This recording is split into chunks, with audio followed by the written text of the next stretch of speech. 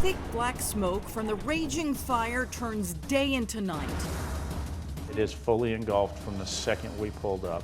The heat so intense, all that's left of the house is a concrete slab. There was nothing of the house that had any kind of chance of being salvaged. And buried beneath the rubble, the charred bodies of a dog, 2 cats, and the woman who was so devoted to them. She was, ironically, the wife of the fire chief. They made a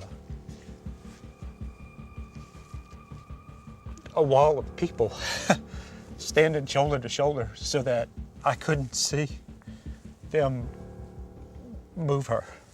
And he's the first responder who arrives to find his own house on fire. Come on, let's go. Then realizes he's lost everything.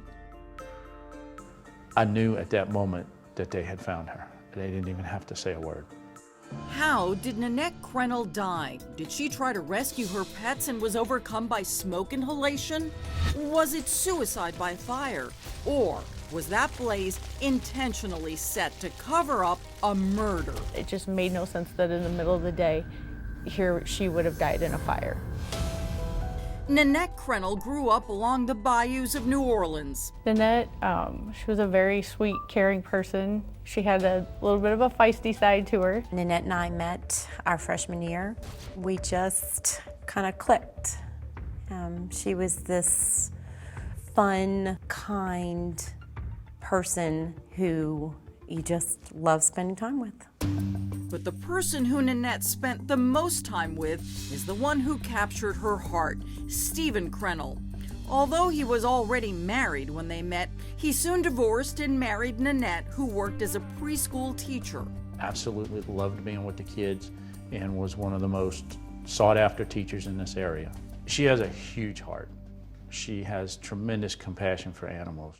So when Nanette finally retired, she spent her days raising animals on their massive 100 acres in Lacombe, Louisiana. She also passed the time practicing her hobby, shooting. It was something that we could walk out our back door and do on a routine basis, and she didn't go anywhere without at least one gun with her.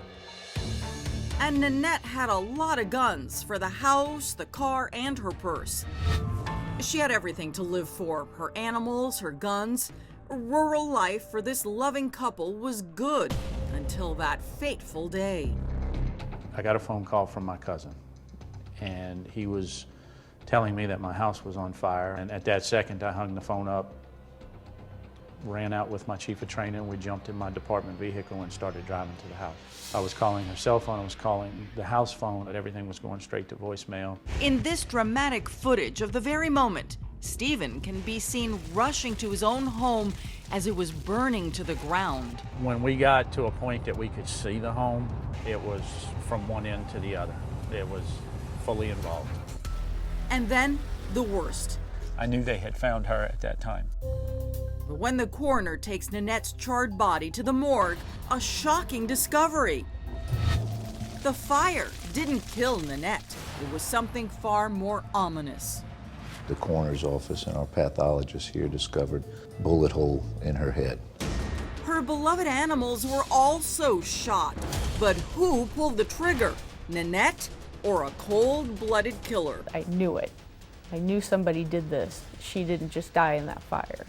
And in the charred remains, investigators find a gun next to Nanette's body. Unfortunately, due to the hot temperatures of this fire, we weren't able to pinpoint whether the ballistics that match. The coroner's office reports the death as a homicide, not a suicide. And then another shocking conclusion. The sheriff says it appears the fire was ignited to cover up Nanette's murder. At this point, yes, the fire was intentionally set.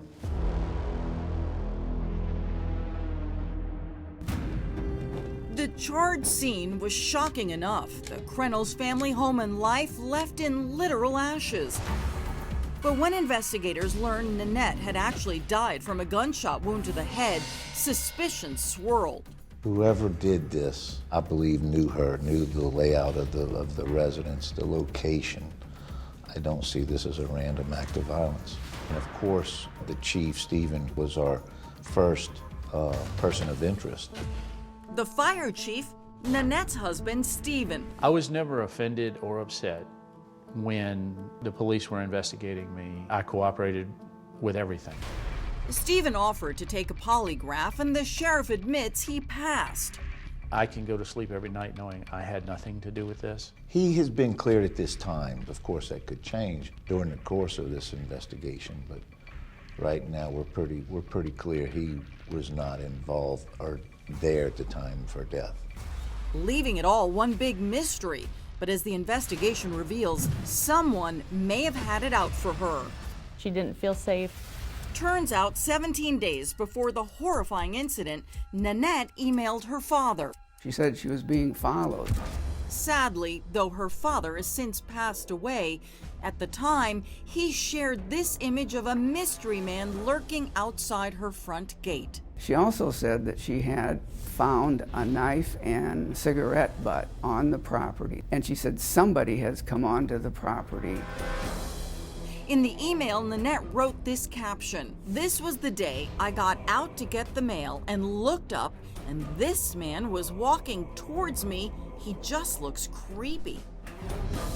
The man remained unidentified and nothing apparently came of it, but Nanette was prepared. She had one gun in her purse, one gun, a different gun in her car, another gun in the house, plus she had a Remington 20-gauge home defense shotgun. And I know there was an AR-15 because she said, "This is my baby."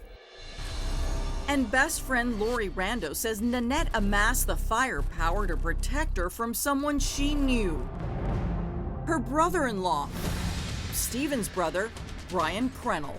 She never felt safe, not even in her own home. We asked Stephen if he thought his brother would harm Nanette. I did not believe it, but when something like this happens, you have to think that that's a possibility, because if that's the case, he or anybody should pay for this. Brian has a long rap sheet with 36 arrests for petty crimes that, along with those alleged threats, made him a person of interest. He was a second person of interest, and his alibi checked out. Nanette revealed her fears about Brian in a series of Facebook exchanges to Lori, saying the night he got arrested, he told Steve he was going to get out, kill us, and then himself. He would threaten her because I think he felt that she was kind of sticking her nose in his family business where it didn't belong. Stephen says the reaction could be related to an incident a few years before Nanette's death. He was drinking, and the police wound up arresting him that evening, and he went to jail for about a year. And I know that he felt, because Nanette did go with me, he felt that we bared some responsibility for that, and he had a hard time forgiving us for that. His alibi was as ironclad as the jailhouse ankle bracelet he was wearing. Brian was on house arrest at his mother's home, and security video places him there the day of the murder. The sheriff says Brian cooperated with investigators, and he has never been charged with any involvement in Nanette's death. With brother Stephen's help, he also took our call to comment on whether he and Nanette had any fights. Oh, not with Nanette. No, my brother, I might have had a fight. I mean, I've been fighting with him since I was born. But with Nan, I never had a crossword. She never had a crossword to me. We asked Brian if he had any theories about Nanette's murder. I would not have a clue. You know, it'd be like snowing in Louisiana. It's a one-time thing every now and then, you know? Yet investigators stand by the assessment that Nanette's death was a homicide, and everyone still needs answers. I don't know what to think, because that's not where she was found, does not make sense to anything. I don't see it as a random act of violence. This fire, whoever set the fire knew what they were doing. It is a homicide that did occur, and that's where we're going to handle it. I want to know what happened. I can't wait to look at that person and just know who and why. Those are questions police still can't answer, and they need the public's help. Remember the mystery man seen outside her front gate in an image shared by her late father? He remains unidentified. And for now, Nanette Krentel's murder remains a true mystery as well. We just need that one piece of information that we're still missing.